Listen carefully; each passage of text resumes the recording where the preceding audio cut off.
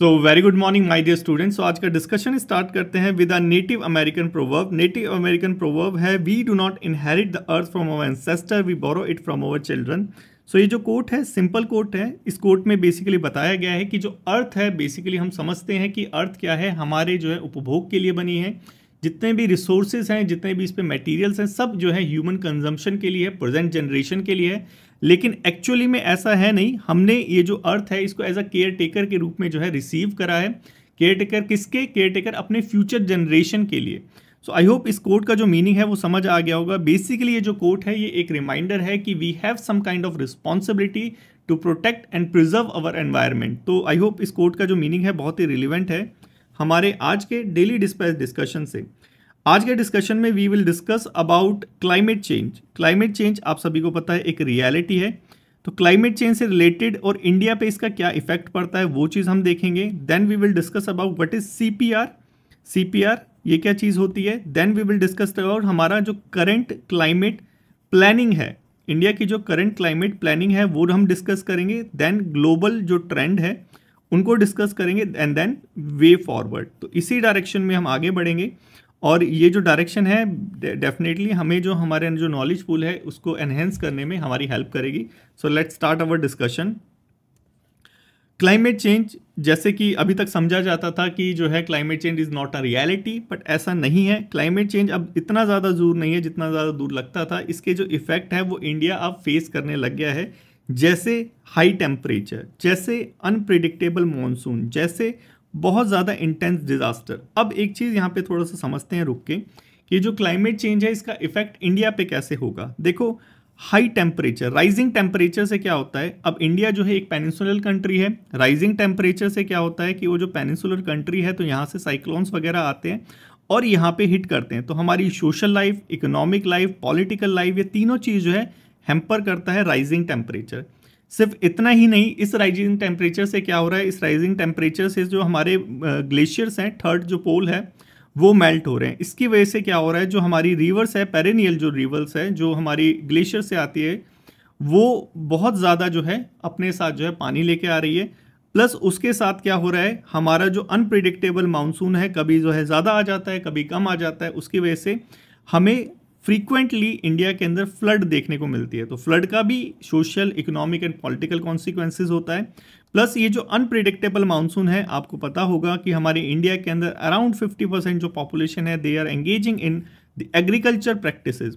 तो ये जो एग्रीकल्चर प्रैक्टिसेस है इसके अंदर भी अराउंड जो है 65%, ये थोड़ा ऊपर ज़्यादा हो सकता है, अराउंड 65% जो हमारी पॉपुलेशन है वो हमारी रेन फेड एरिया में है। रेन फेड मतलब मानसून के ऊपर डिपेंड है। तो ये जो इरेटिक मानसून है, ये जो अनप्रिडिक्टेबल मानसून है, ये कहीं ना कहीं हमारे एग्रीकल्चर फील्ड को, या कह लीजिए हमारी एम्प्लॉयमेंट वाली फील्ड को, या कह लीजिए हमारी फूड सिक्योरिटी को हैम्पर करता है।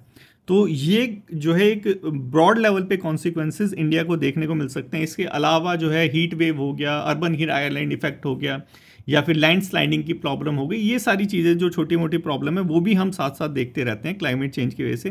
तो मोरलेस ये सारी चीज़ें हैं।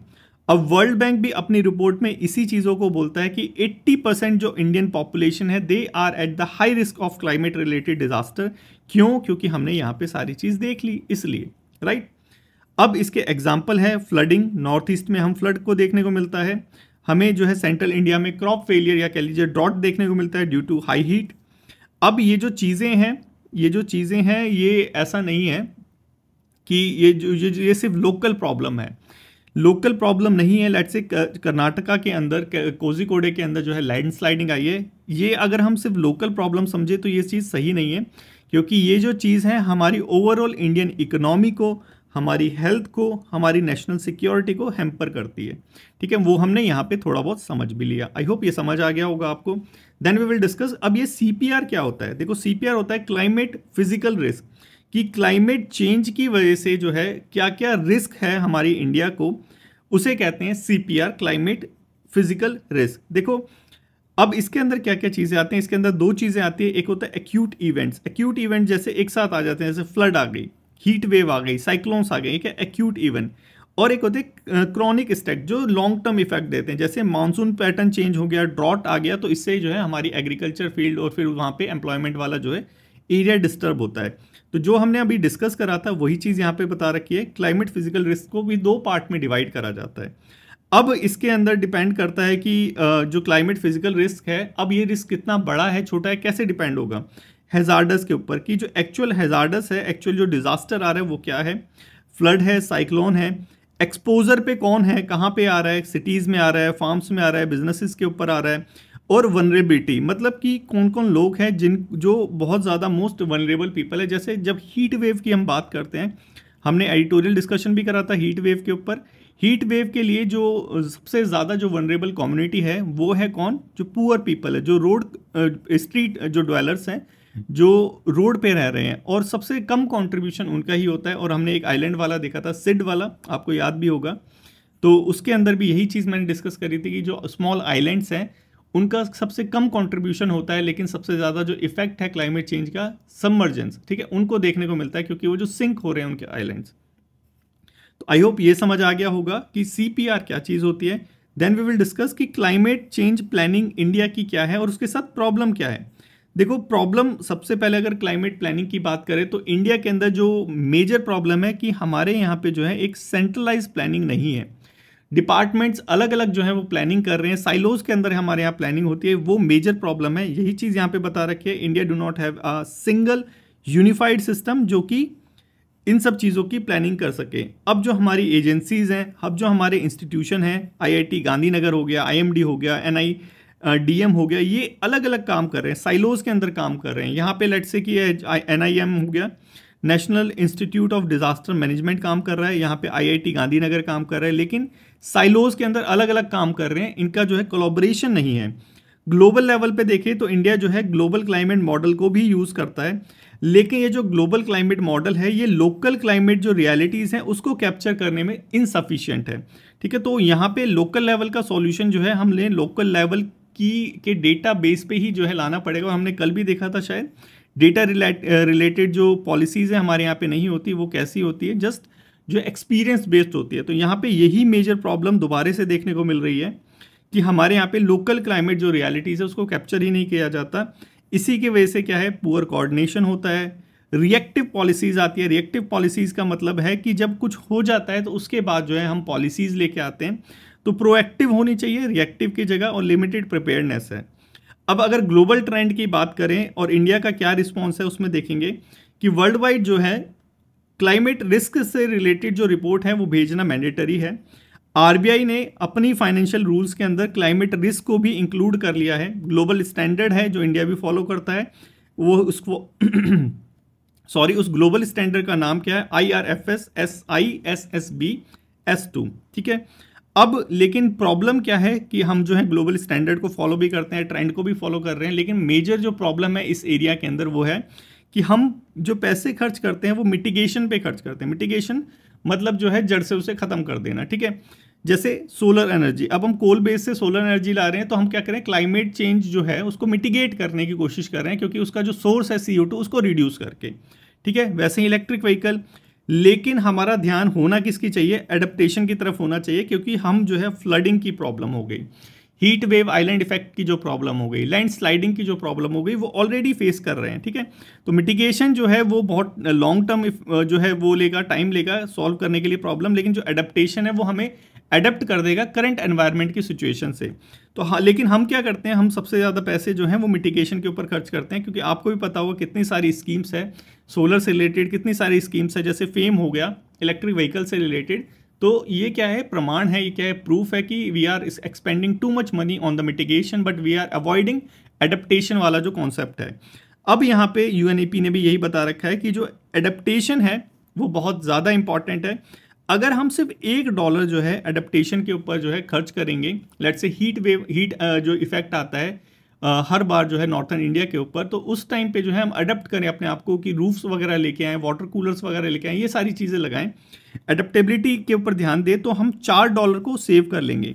क्योंकि क्लाइमेट चेंज से हर एक चीज़ पे इफेक्ट पड़ रहा है, हमारी सोशल लाइफ पे, हमारी इकोनॉमिक लाइफ पे, हमारी हेल्थ पे, हमारी पॉलिटिकल लाइफ पे, सब चीज़ों पे इफेक्ट पड़ रहा है। तो एडप्टेशन क्या है, इन सब चीज़ों से हमें बचा लेगी, ठीक है। तो यही यहाँ पे UNEP ने बता रखा है कि $1 खर्च करना मतलब $4 को सेव करना है। अब हम यहाँ पे बात करें कि जो इंडिया है उसने क्या स्टार्ट कर दिया है अपने आप को अडेप्ट करना या नहीं करा है, तो ये देखो हमने अपनी फर्स्ट जो रिपोर्ट है पेरिस एग्रीमेंट आर्टिकल 7 के अंडर जो है क्लाइमेट एडेप्टेशन से रिलेटेड वो सेंड कर दी है। हमारे यहाँ पे नेशनल एडेप्टेशन प्लान भी है जिसको हम बहुत ही डिटेल्ड वे में जो है डेवलप कर रहे हैं। 9 सेक्टर्स इसके अंदर इंक्लूड है, इंक्लूडिंग एग्रीकल्चर, और एग्रीकल्चर बहुत ज़्यादा इंपॉर्टेंट सेक्टर है, हेल्थ बहुत ज़्यादा इंपॉर्टेंट सेक्टर है, लेकिन इतना जो है पर्याप्त नहीं है, इतना करना जो है सफिशिएंट नहीं है। हमें इसके अंदर और इंक्लूड करना चाहिए क्या, क्लाइमेट रिस्क असेसमेंट टूल, कि क्लाइमेट जो रिस्क है उससे जो है क्या क्या जो है वो हमें नुकसान हो सकता है, वो सारी चीज़ें। लोकल क्लाइमेट मॉडल जो है हमें लेके आना चाहिए, क्योंकि हमने देखा था कि जो है लोकल लेवल पे जो है हमारा जो है एक तो डेटा ही ड्रिवन नहीं होता, वो सारी चीज़ें देखी थी। तो लोकल लेवल का सॉल्यूशन अगर हमें फाइंड आउट करना है तो लोकल लेवल पे हमें जो हो रहा है वो पता होना चाहिए, तो वही यहाँ पे बता रखा है। लोकल क्लाइमेट मॉडल लाने की ज़रूरत है, डेटा को सेंट्रलाइज करने की ज़रूरत है, ताकि जो है हमारी गवर्नमेंट जो है वो वहाँ से डिसीजन मेकिंग कर सके। प्राइवेट प्लेयर को इंक्लूड करने की ज़रूरत है।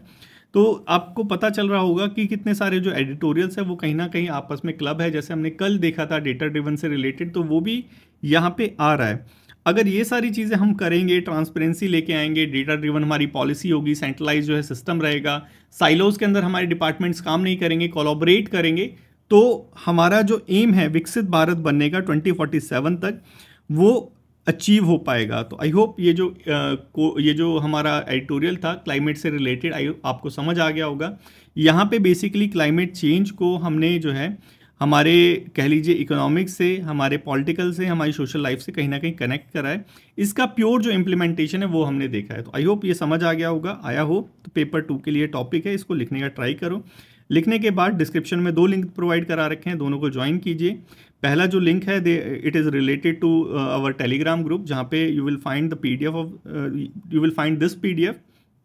और जो दूसरा हमारा लिंक है वो लिंक है डिस्कशन ग्रुप का, जहाँ जो है आप अपनी कॉपी सेंड कर सकते हैं और जो है अपने पीस के साथ you will discuss about the topic. ठीक है, नेक्स्ट चलें स्टेट फ्लावर्स। देखो सबसे पहले तो हम देखेंगे ये जो आर्टिकल है ये हम क्यों डिस्कस कर रहे हैं। Then we will discuss about Shirui. Shirui जो है स्टेट फ्लावर है मणिपुर का। Then we will discuss about others state flowers. तो यूपीएससी जो है काफ़ी ज़्यादा इंटरेस्टेड रहता है ऐसे टाइप के क्वेश्चन पूछने के लिए। सो डिस्कस करते हैं क्यों ये जो है हम स्टेट फ्लावर को जो है डिस्कस कर रखे हैं। देखो अभी जो है रिसेंटली जो है मणिपुर के अंदर 5 दिनों का शिरुई लिली फेस्टिवल जो है वो स्टार्ट हो चुका है। कौन से डिस्ट्रिक्ट के अंदर, युखरुल डिस्ट्रिक्ट के अंदर। अभी तक जो था 2 सालों से ये हॉल्ट पे था। क्यों? क्योंकि आपको पता है इंस्टेबिलिटी की वजह से मणिपुर में। अब ये इनॉग्रेट करा है मणिपुर के गवर्नर जिनका नाम है अजय कुमार भल्ला जी ने। ठीक है, अब थोड़ा सा इस फेस्टिवल के बारे में देख लेते हैं। 5 दिनों का ये जो है फेस्टिवल होता है युखराल डिस्ट्रिक्ट के अंदर। इसके अंदर जो है यूरुली लिली जो फ्लावर है स्टेट फ्लावर है मणिपुर का, एंडेंजर्ड स्पीशीज़ में आता है। ठीक है, वो जो है उसी को कहीं ना कहीं अवेयर करा जाता है स्टेट पीपल्स को कि इसको प्रोटेक्ट करना है। इसके बाद ये जो हमारा शिरुई लिली फ्लावर है ये सिर्फ जो है मणिपुर के अंदर पाया जाता है। इसको थोड़ा सा याद रखना। इस फ्लावर को रॉयल हॉर्टिकल्चर सोसाइटी के द्वारा फ्लावर शो में जो है अवार्ड भी दिया गया है लंदन में 1948 के अंदर। तो थोड़ी इन्फॉर्मेशन है, थोड़ा सा याद रखना। इसके बाद कुछ यहाँ पे स्टेट्स हैं, उनसे रिलेटेड फ्लावर्स हैं, उनके साइंटिफिक नेम है। तो इट इज़ हाईली रिकमेंडेड कि आप ये सारे जो फ्लावर्स के नेम हैं इसको थोड़ा सा याद रखना, क्योंकि कहीं ना कहीं यहाँ से भी कभी कभी क्वेश्चन पूछा जाता है और किसी स्टेटमेंट के अंदर ये सारी चीज़ें काम आ सकती है। जैसे हरियाणा का जो फ्लावर है, हरियाणा का जो स्टेट फ्लावर है वो है हमारा लोटस। उसके बाद हम देखेंगे उत्तर प्रदेश का है पैलाश। वैसे ही हमारा राजस्थान का है रोहिरा। ठीक है, तो थोड़े बहुत हैं, आप याद कर सकते हैं यहाँ से, क्योंकि ये सारी चीज़ें जो है बहुत रेयर आपको फाइंड मिलती है और यहाँ से क्वेश्चन भी कभी कभी पूछता है। क्वेश्चन नंबर 1 है, ट्राई करना इसको अटैम्प्ट करने का। नेक्स्ट है हमारा आर्टिकल जयंत नर्लीकर। सबसे पहले तो हम देखेंगे कि ये जो आर्टिकल है ये क्यों हम डिस्कस कर रहे हैं। Then we will discuss about Jayant Narlikar कि इन्होंने अपनी लाइफ टाइम के अंदर क्या क्या अचीवमेंट करी है। देन हम एक जो है प्रैक्टिस क्वेश्चन देखेंगे। ठीक है, सबसे पहले देखते हैं क्यों ये जो न्यूज़ में है। जयंत नर्लीकर अभी जो एक डिस्टिंग्विश्ड जो है इंडियन एस्ट्रोफिजिस्ट हैं, उनकी जो है उनका देहांत हो गया 86 साल की उम्र में पुणे के अंदर। अब इन्होंने जो अपनी लाइफ थी ये कहीं ना कहीं एस्ट्रोलॉजी को ही दे दी थी, ठीक है। तो थोड़ा सा इनके बारे में देखते हैं। नरलिकर जी जो थे फाउंडर डायरेक्टर थे IUCAA पुणे में। IUCAA stands for inter university centre for astronomy and astrophysics. इनको ये जो हमारे जयंत नरलिकर जी है, ये क्यों फेमस है, क्यों ये आर्टिकल डिस्कस कर रहे हैं, क्योंकि इन्होंने बिग बैंग थ्योरी को ही अपोज कर दिया था, चैलेंज कर दिया था बिग बैंग थ्योरी को। इन्होंने अपनी एक थ्योरी दी थी steady state model of the universe, जिसके अंदर इन्होंने अपोज करा था बिग बैंग थ्योरी को। इनको पद्म भूषण पद्म विभूषण भी दिया गया है। साथ ही साथ इनको जो मेजर अवार्ड मिले वो यूनेस्को के द्वारा कलिंगा प्राइज दिया गया 1996 के अंदर फॉर साइंस पॉपुलराइजेशन, और प्रिक्स जूलियस जेनसेन प्राइज भी इनको मिला है। इनकी एक ऑटोबायोग्राफी है जिनका नाम है चार नगरताले माजे विश्वा, ठीक है। तो ये जो है आप थोड़ा सा इसको याद रखिएगा क्योंकि ये वाला आर्टिकल इंपॉर्टेंट है। एक प्रैक्टिस क्वेश्चन है, इस प्रैक्टिस क्वेश्चन को करने का ट्राई करना। नेक्स्ट है हमारा कल वाले क्वेश्चन। तो कल वाले क्वेश्चंस के जो सॉल्यूशन है वो यहाँ पे दे रखे हैं। आई होप आपको आज का ट्यूटोरियल जो है अच्छे समझ आ गया होगा।